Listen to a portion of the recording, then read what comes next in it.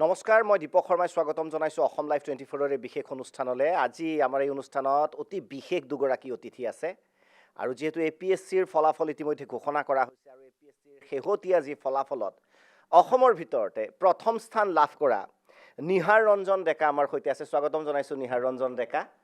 আৰু যিটো ইনষ্টিটিউটত তেওঁ কোচিং কৰিছিল তাৰ স্বত্বাধিকাৰী লগতে ফেকাল্টি চিন্ময় বৰদলৈ আমাৰ সৈতে আছে। স্বাগতম জনাইছোঁ দুয়োগৰাকী। ধন্যবাদ। এটা হেপ্পী মুমেণ্ট দুয়োৰে বাবে। প্ৰথমতে মই চিন্ময়ৰ পৰা আৰম্ভ কৰিছোঁ।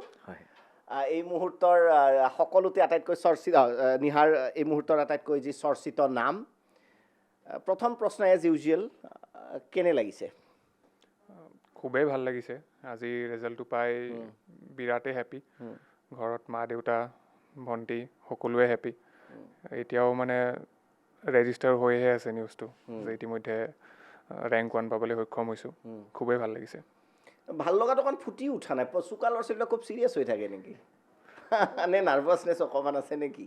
তেনেকুৱা বুলি নহয়, নাৰ্ভাছ হোৱা বুলি মই নকওঁ, কিন্তু যিহেতু আজিৰ ৰিজাল্টটো পালোঁ, গতিকে সেই গোটেই যোনটো হেপিনেছ আছে সেইটো নিজৰ ভিতৰত লাহে লাহে ইমবাইব হৈ আছে।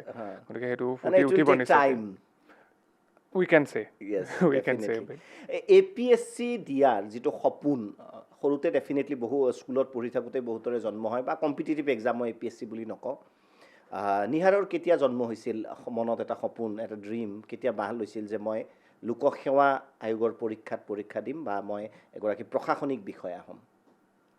হয়, ইচ্ছা মোৰ সৰুৰ পৰাই আছিলে প্ৰশাসনত যোৱাৰ প্ৰতি আগ্ৰহ এটা মোৰ সৰুৰ পৰাই আছিলে।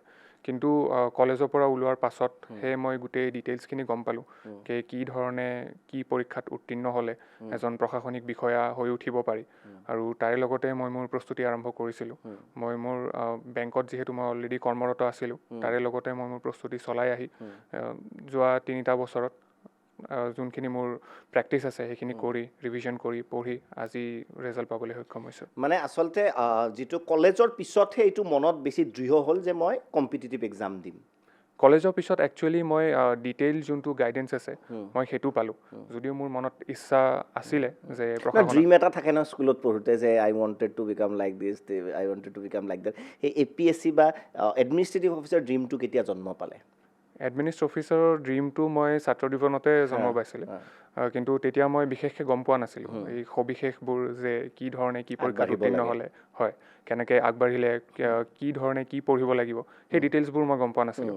চ' কলেজৰ পৰা ওলোৱাৰ পাছত যেতিয়া মই প্ৰপাৰ গাইডেঞ্চ পালোঁ, নিজেও যোনখিনি ৰিচাৰ্চ কৰি পেলাই গম পালোঁ যে এনেকুৱা ধৰণৰ পৰীক্ষা হয়, APSC CC হয়, তাৰ লগতে আমি উত্তীৰ্ণ হ'লে এজন প্ৰশাসনিক বিষয়া হৈ উঠিব পাৰোঁ। চ' তাৰ লগতে মই মোৰ প্ৰস্তুতি চলাই আহিছিলোঁ আৰু তাৰে ৰিজাল্ট। মই আপোনাৰ ওচৰতো আহিম, কিন্তু আৰু এটা মই আপোনাৰ পৰা জানিব বিচাৰিম যে যিহেতু বেংকত কৰ্মৰত আছে বুলি ক'লে, হয়, বেংকত কৰ্মৰত বা সাধাৰণতে কিয় চাকৰি পোৱাৰ পিছত বা চাকৰি এটা কৰাৰ পিছত এক্সামৰ কাৰণে প্ৰিপেৰেশ্যনৰ কাৰণে মেণ্টেলিটিটো বহুতৰ নাথাকে বুলি কয়। এটা বেলেগ পৃথিৱীত গুচি যোৱা যায়। সেইটো কেনেকৈ সম্ভৱ হয় যে এবাৰ চাকৰিও কৰি আছোঁ আৰু মই প্ৰিপেৰেশ্যনো কৰি আছোঁ? বহুতে এইটোত এটা কনফ্লিক্ট আহি যায়। মানে আমি কিছুমান মানুহ লগ পাওঁ যে মোৰো এটা ড্ৰিম আছিল, কিন্তু চাকৰিত সোমোৱাৰ লগে লগে মোৰ লাইফটোত মানে এইটো নোহোৱা হৈ গ'ল এতিয়া।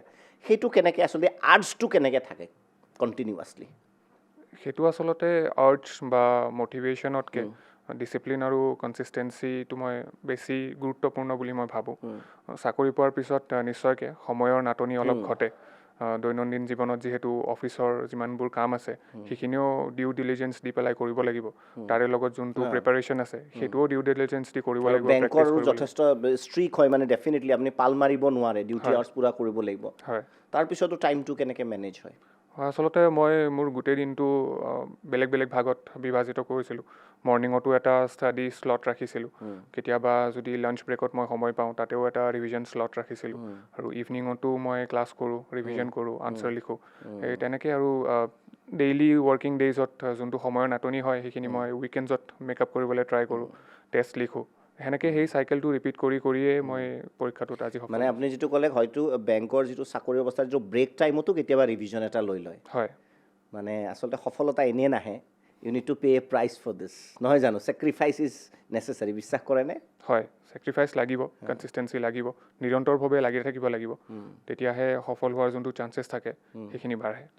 এইবাৰ SPMৰ কথা যদি কওঁ পূৰা হিন্দীত যিটো কয় ঝণ্ডে গাৰ্ড লিয়ে পুৰে তো নিহাৰৰ পৰা আৰম্ভ কৰোঁ বাকীখিনিও পাতিম হয় হয় এগৰাকী টিচাৰ হিচাপে মই টিচাৰ হিচাপে কুৱেশ্যনটো কৰিছোঁ মই I will come to the latter part যেতিয়া নিজৰ ষ্টুডেণ্ট এগৰাকী অসমৰ ভিতৰত APSCত হাজাৰ হাজাৰ লাখ লাখ ল'ৰা ছোৱালীৰ ড্ৰিম ফাৰ্ষ্ট যেতিয়া হয় ফিলিংটো কেনেকুৱা হয় ফিলিংটো খুব মানে কালিতো খবৰটো পাই পেলাই খুব ইম'শ্যনেলে আমাৰ মানে হৈ গৈছিলে চব কাৰণ প্ৰত্যেকজন ছাত্ৰ ছাত্ৰীৰ লগতে আমি লাগি থাকোঁ বা তেওঁলোকৰ যিটো জাৰ্ণি সেইটো আমি নিজৰ চকুৰে দেখা পাই থাকোঁ যে তেওঁলোকে কৰি আছে এতিয়া